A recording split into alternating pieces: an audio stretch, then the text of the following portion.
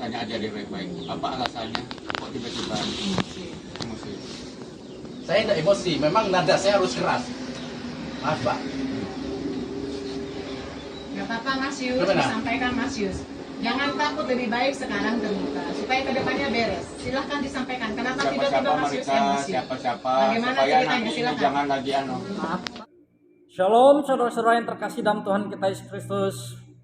Kiranya kasih Tuhan menyertai saudara-saudara sekalian. Saudara-saudara yang terkasih Tuhan, lagi-lagi terjadi kejadian di Balikpapan, ya.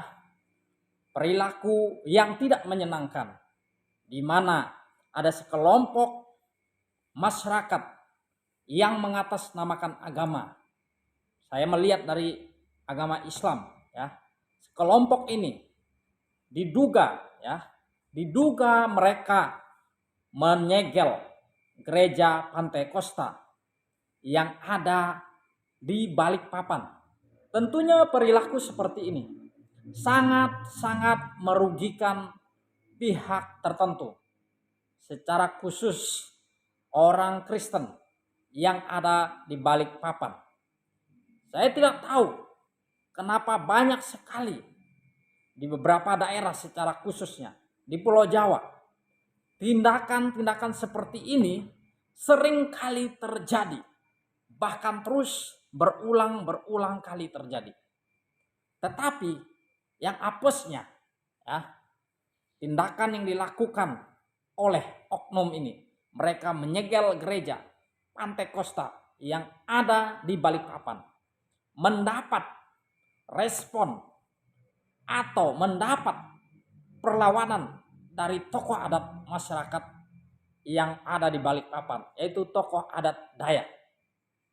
Saya memberikan apresiasi setinggi-tingginya kepada tokoh masyarakat adat Dayak ini, karena dia berani membela, berani menegur, menginterogasikan pelaku ini yang menyegel gereja Pantai Kosta yang ada di Balikpapan. Dulunya Kalimantan adalah provinsi yang sangat-sangat toleransi terhadap umat beragama. Tetapi belakangan ini makin menyusupnya orang-orang yang berusaha merusak toleransi yang ada di Kalimantan. Tetapi silakan saja, Kalimantan tidak akan pernah sama dengan Pulau Jawa.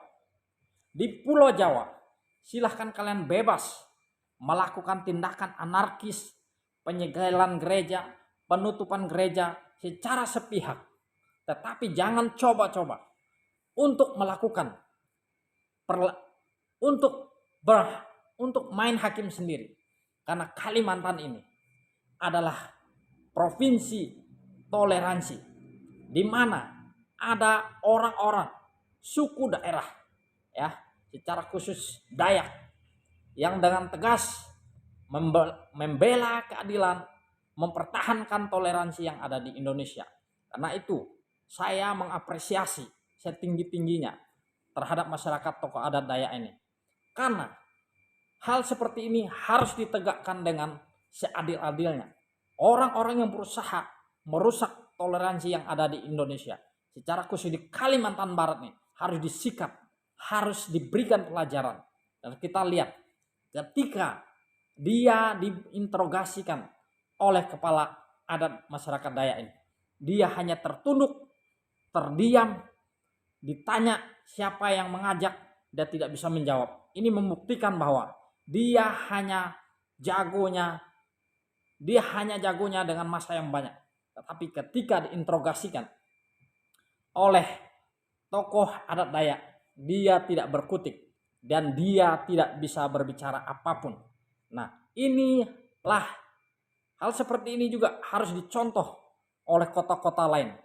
Jangan biarkan, ya, oknum-oknum yang berusaha merusak toleransi yang ada di kota atau kabupaten atau provinsi Kalimantan.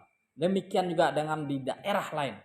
Harus berani ketika ada yang berusaha membubarkan, menyegel atau menutup gereja, ambil tindakan, lapor kepada pihak yang berwenang. Kalau pihak yang berwenang tidak menanggapinya, lapor kepada presiden agar diberikan tindakan, agar diberikan keadilan terhadap masyarakat Kristen secara umumnya. Karena kalau kita melihat seringkali orang Kristen diintimidasi, orang Kristen tidak diberikan kebebasan untuk beribadah, berbeda dengan mereka. Tetapi kita bersyukur karena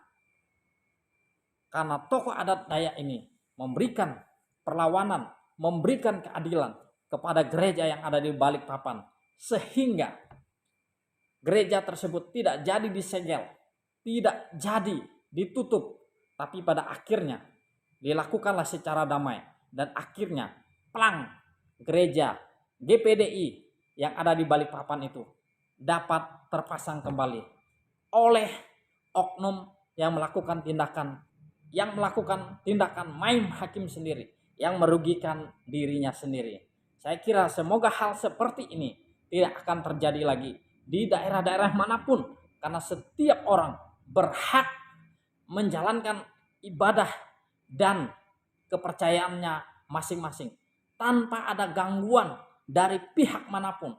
Tidak boleh ada lagi yang mengganggu orang beribadah, karena semua orang punya hak kewajiban yang sama, yaitu menjalankan ibadahnya sesuai dengan keyakinannya masing-masing.